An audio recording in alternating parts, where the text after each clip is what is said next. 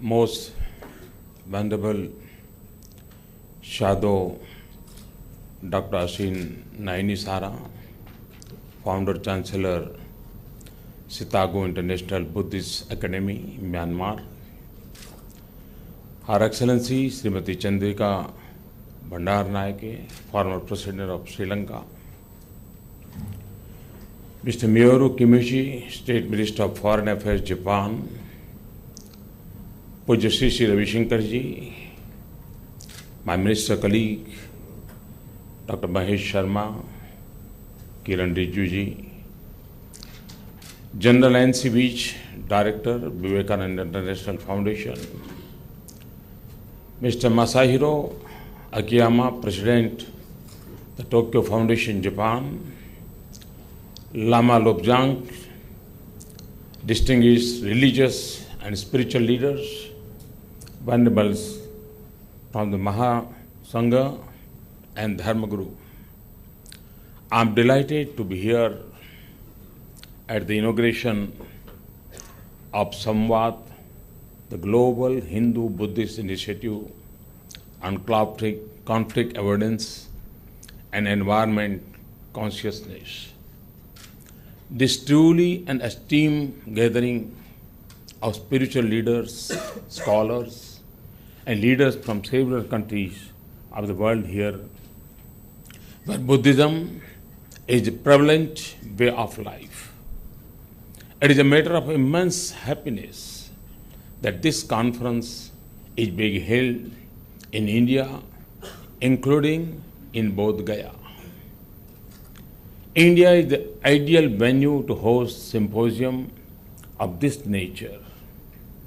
We in India are proud of the fact that it was from this land that Gautam Buddha gave the world the tenets of Buddhism. The life of Gautam Buddha illustrates the power of service, compassion, and most importantly, renunciation. He was born into privileges. The hardship he faced were relatively fewer. Yet, with age grew a distinct consensus about human suffering, about illness, about old age, and about death. He was convinced that material wealth is not the sole goal. Human conflicts repulse him, and then he set out on the path of create a peaceful and being is at the core, nothing else. The innermost being of man manifests godliness. In a way, he created a faith without God, and a faith where divinity is not about looking anywhere outside, but about looking within. In 3 words, Appa Dipo Bhava, be your own light. Gautam Buddha gave humanity the greatest management lesson. Nothing pained him more than mindless conflict that caused human suffering. Non-violence was integral to his worldview. The message and teachings of Gautam Buddha resonate loudly and clearly with the major themes chosen for this symposium, the themes of avoiding conflicts, moving towards environmental consciousness, and a concept of free and frank dialogue. The 3 themes may appear independent, but they are not mutually exclusive. In fact, they are mutually dependent and supportive. The conflict in the first theme is among humans, religions, communities, and nation states, also between non-state actors, and states and even the world. Intolerant non-state actors now control large territories where they are unleashing barbaric violence on innocent people. The second conflict is between nature and man, between nature and development, and also between nature and science. These types of conflicts call for dialogue to bring about conflict avoidance, not just give and take conflict resolution, negotiations as what is happening today. Ethical values of personal restraint in consumption and environmental consciousness are deeply rooted in Asian philosophical traditions, especially in Hinduism and Buddhism. Buddhism, along with other faiths such as Confucianism, Taoism, Shintoism, has undertaken great responsibility to protect the environment. Hinduism and Buddhism, with their well-defined treatises on Mother Earth, can help examine the changes in approach that need to be made. Climate change is a pressing global challenge. It calls for a collective human action and a comprehensive response. In India, faith and nature have had a deep link since ancient times. Buddhism and environment are deeply correlated. The Buddhist tradition, in all of its historical and cultural manifestation, encourages greater identification with the natural world because from a Buddhist perspective, nothing has a separate existence. The impurities in the environment affect the mind, and the impurities of mind also pollute the environment. In order to purify the environment, we have to purify the mind. The eco-crisis, in fact, is a reflection of imbalance of mind. Lord Buddha therefore accorded importance to the need for preserving natural resources and created tools related to water conservation and forbid the monks from polluting water resources. The nature, forests, trees, and the well-being of all beings play a great role in the teachings of Lord Buddha. I wrote a book, Convenient Action, which was released by the former President of India, Dr. APJ Abdul Kalam. In my book, I have shared my experience in dealing with climate change as the Chief Minister.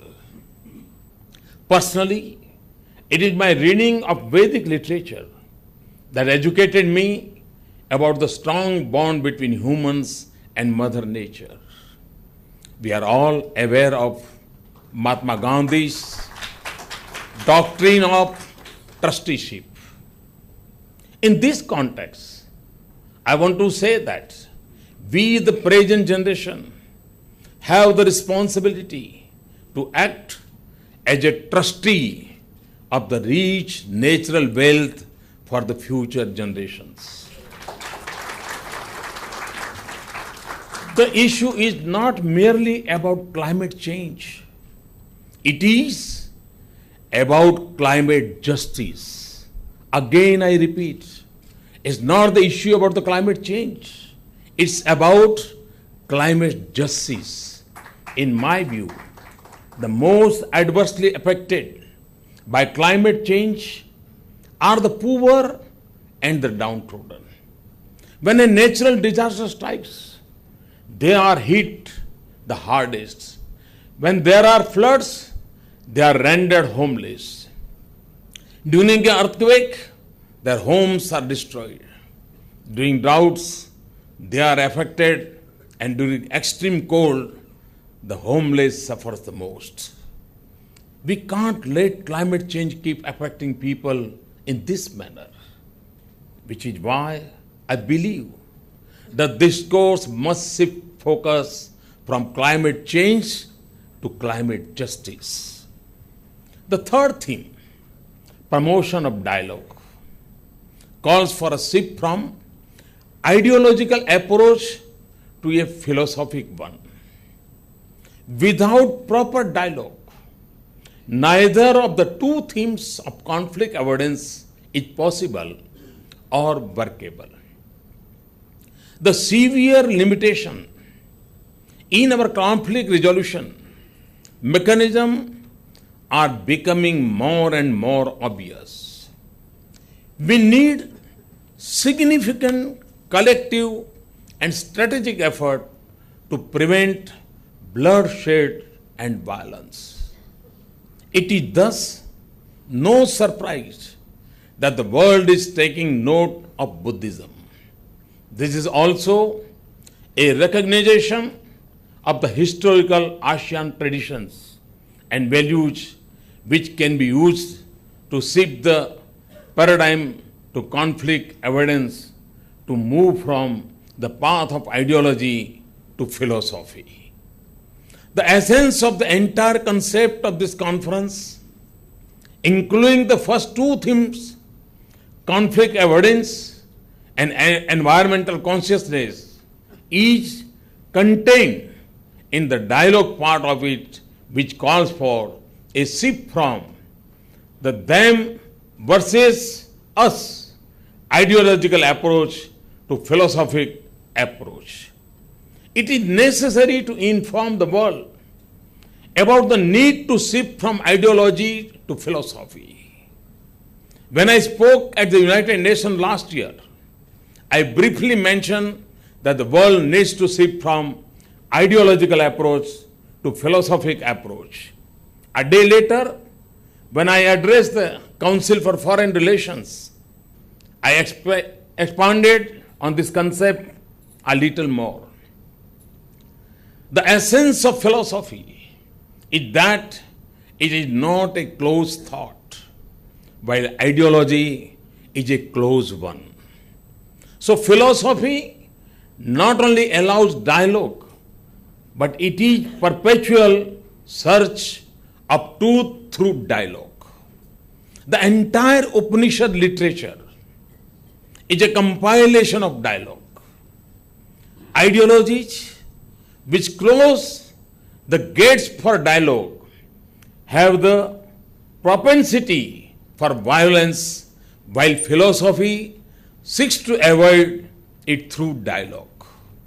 Thus, Hindu and Buddhist religions are in the sense more philosophies and not just belief system. It is my firm belief that the solution to the problem lies in dialogue. Earlier, it was believed that force indicates power. Now, power must come through the strength of ideas and the effective dialogue. We have seen the adverse effect of war. The first half of the 20th century was witness to the horror of two world wars. Now, nature of warfare is changing and the changes are increasing. What took 100,000 men or prolonged battle can now happen through the click of a button in a span of minutes. All of us here have a cardinal duty to ensure that our future generations lead a life of peace, dignity, and mutual respect. We need to show the seeds of a conflict-free world, and in this endeavor, faiths of Buddhism and Hinduism have a great contribution. When we talk about dialogue, what kind of dialogue should it be? It is dialogue which produces no anger or retribution.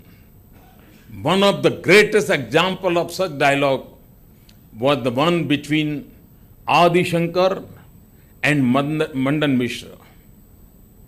It is worth recalling and describing this ancient example for our modern times.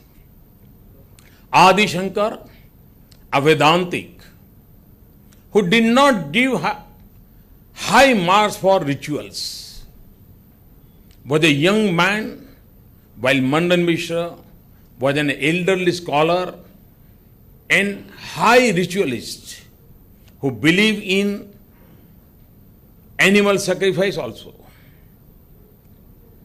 Adi Shankar wanted to establish through dialogue and debate with the highest authority on ritualism, and that rituals were not necessary for attaining mukti, while Mandan Mishra wanted to prove that Shankar was wrong in dismissing rituals. This was how, in ancient India, debates on sensitive issues between scholars avoided such issues being settled in streets.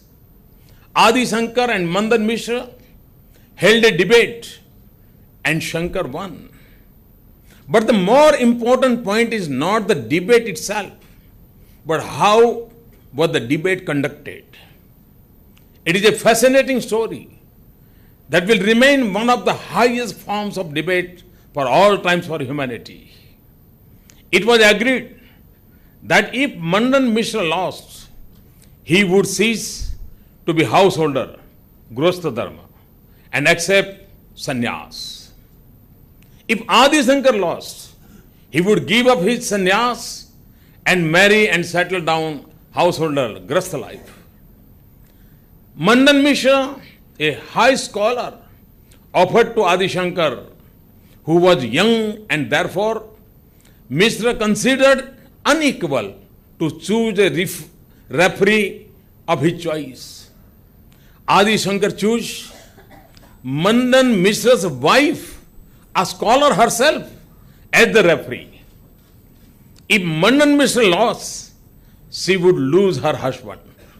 But see what she did.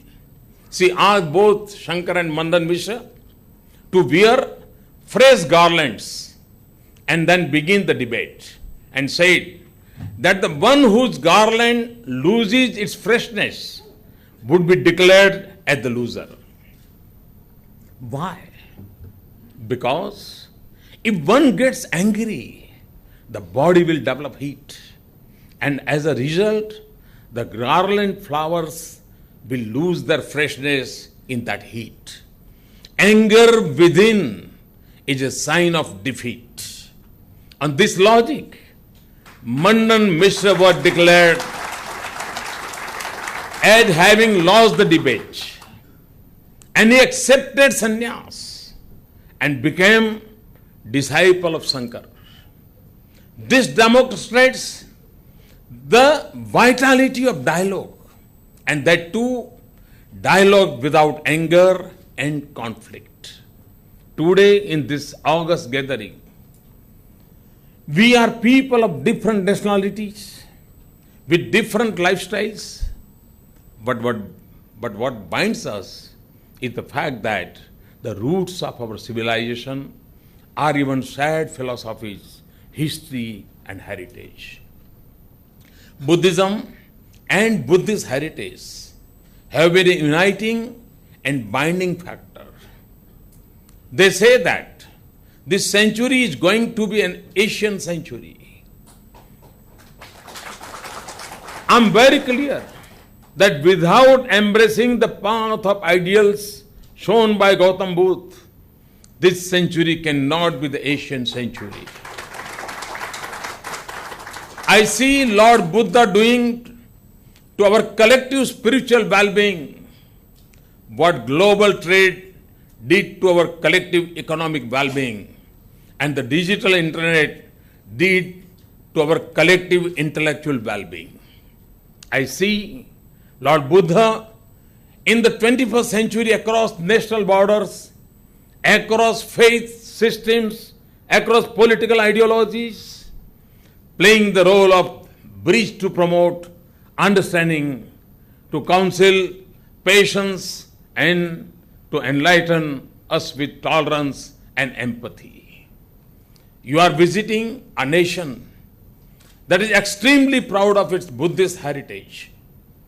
My hometown, Vadnagar in Gujarat, was one of the places visited by a Chinese traveler and chronicler Sven Zhang. The Sark region is home to the holy sites of Buddhism. Lumbini, Bodh Gaya, Sarnath, Krishinagar. These sites draw pilgrims from ASEAN nations as also from China, Korea, Japan, Mongolia and Russia. My government is doing everything possible to give an impetus to the Buddhist heritage across India, and India is taking the lead in boosting the Buddhist heritage across Asia. This 3-day meet is one such effort. I hope the next 3 days are full of vibrant and rich discussions, and we are able to sit together and think about the way ahead towards peace, conflict resolution, and a clean and green world. I look forward to seeing you in Bodh Gaya the day after. Thank you very much.